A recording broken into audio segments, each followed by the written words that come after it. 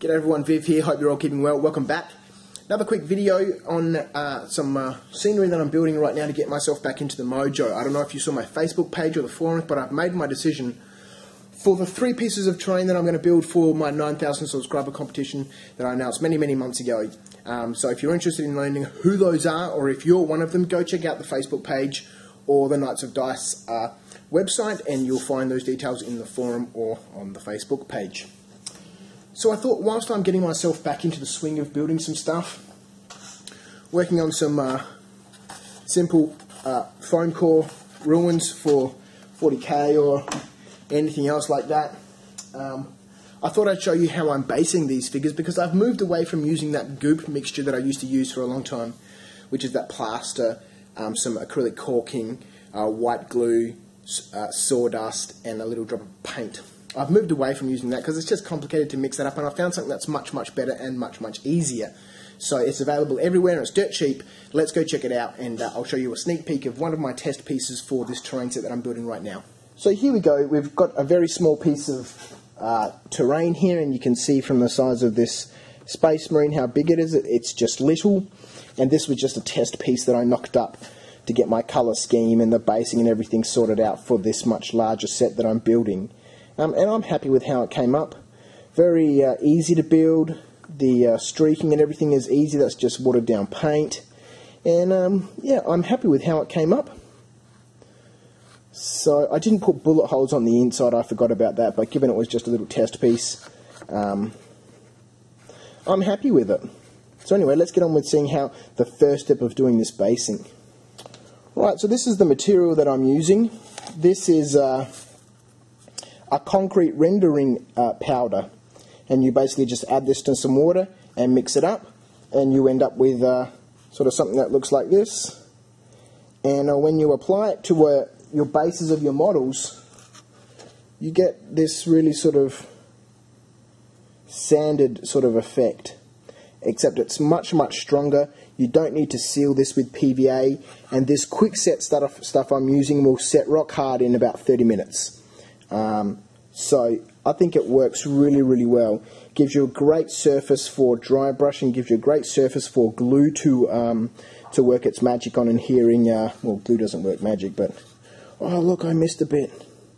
Thank God for reviews. So that's what I'm using. This is a concrete rendering mix. I don't have the bag for this, unfortunately, anymore. It came in a big 20 kilogram sack. I think it was $7. And the brand that I got, I can't remember. It was a blue board rendering mix. This is not what they, I guess you could render polystyrene with sort of what they put on houses, but that's what it is. It's a concrete rendering powder, and it gives you a great texture. I'm going to show you how I apply it to the model. So firstly, I apologise if some of this appears out of frame, but I'll try my very best. I really should clear up some workspace before I decide to film videos, but that's the way I work. Bugger that. Okay, so we've got a little bit of space clear now. So I need my model.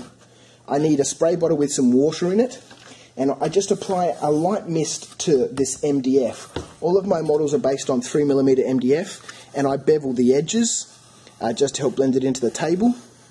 And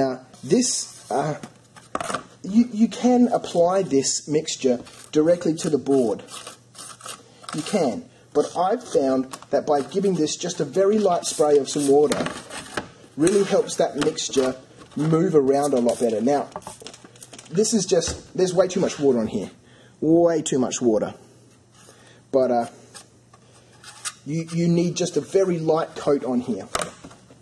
Once you've got that water on here, it really helps this mixture spread. This is not a slow process. It happens reasonably quickly. You'd probably spend the same amount of time spreading glue around. Nah, that's a lie. Your glue might be a bit faster with glue and sand, but then you've got to come back and seal over the top of it. So it's just a matter of working this around.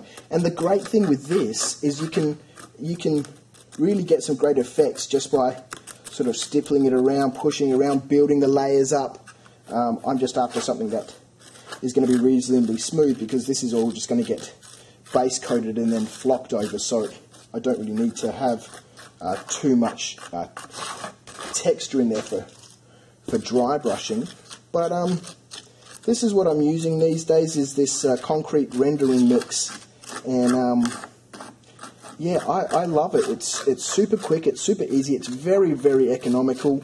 You don't need a whole bunch of different sorts of ingredients like I used to use with the sawdust and bloody acrylic caulking and all that sort of stuff. It's just this and water, and as you can see, I'm just spreading it around with a paddle pop stick, a popsicle stick, and it works great. Dries rock hard. I don't need to seal it afterwards. I wouldn't add any paint to this. I have done that, and if you add paint to this, it takes forever to set. Just let it set in the colour that it's going to, which will be a light grey, and then paint it afterwards. If you try and tint this with some paint, geez, that was a massive mistake. It took a couple of days for my pieces that I was building before to dry, because I thought, oh, I'll add some black to this and it'll give me I'll add some brown to this and it will give me a nice earth base tone, and that was a terrible, terrible mistake, because those pieces, quite honestly, took several days to dry properly. It was a nightmare. So, but this works really well.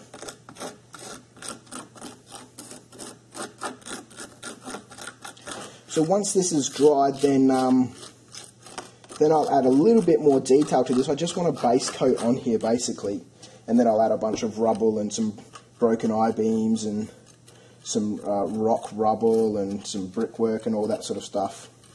I don't want to go too crazy with this set, because it is just supposed to be a basic set, and I'll do another one afterwards that's a bit more detailed. I mean, I'll show you in a second. I haven't put the I-beams in the ceilings of these models, because I just wanted to keep these ones, for this set at least anyway, fairly sort of basic.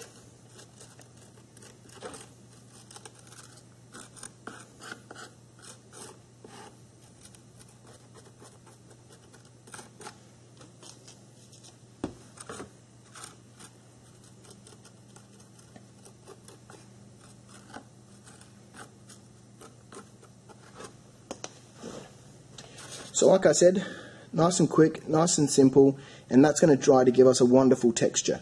And as I mentioned, there's no ceilings in these models. These are just some basic, some foam core buildings made from 5mm foam core, just with some polystyrene added.